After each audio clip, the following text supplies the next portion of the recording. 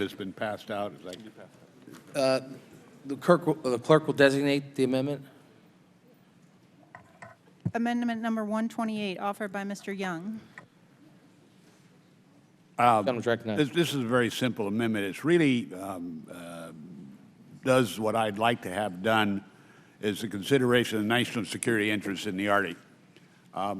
Many of you don't realize this is the hot spot in the world today is the Arctic. This is not about Alaska. This is about national security. And what's happening with China, the activity they're doing in China, the exploration for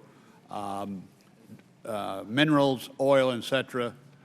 They're so far ahead of us, we're not even on the same page. I have actually the Secretary of Defense strongly supports the concept of a port in a northern part of Alaska or in federal lands.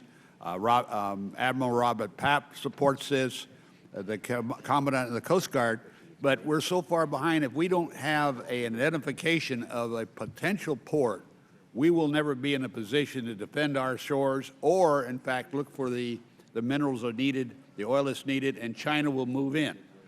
So all I'm asking is nothing mandatory.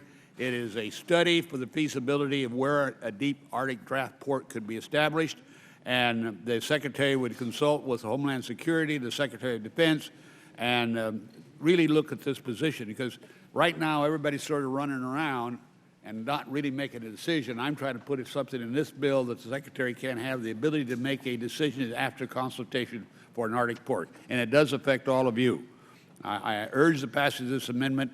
I do appreciate working with the chairman and the minority area, the staff, and coming to a solution, I think, to a problem we will be facing if we don't act today on this legislation. And I yield back the balance of my time. Thank you, gentleman. Gentleman from Washington is recognized. Mr. Larson. Thank you, Mr. Chairman. Gentleman from Alaska and I last year and a half ago, created the Congressional Working Group on the Arctic. We're trying to create some attention to the issues in the Arctic, which for many of us is out of sight and out of mind, but there's a lot going on up there. We can argue for the reasons why the ice cap, polar ice cap is melting, but the end result is that it's resulting in a lot more activity, not just from the U.S., but a lot of other countries as well. And over the last decade, even through the Armed Services Committee, we've been trying to get the Navy to pay more attention to protecting the water up there. We've been trying to get the Coast Guard to pay more attention to protecting the water, because it's our water off the northern slope of Alaska. And so this is just one more step to try to bring attention to this issue that we need to assert our sovereignty over water that is open and opening and belongs to the United States, because we are not the only country seeking to use resources, to learn from the environment, to even conduct tourism and economic development in the Arctic. So having that presence up there is very important for U.S. sovereignty, and this is just one more. This amendment just represents one more step in trying to find the best way to assert that sovereignty. So I'd encourage people, if they can, to support the gentleman from Alaska. Yield back. Thank the gentleman. I support the revised amendment.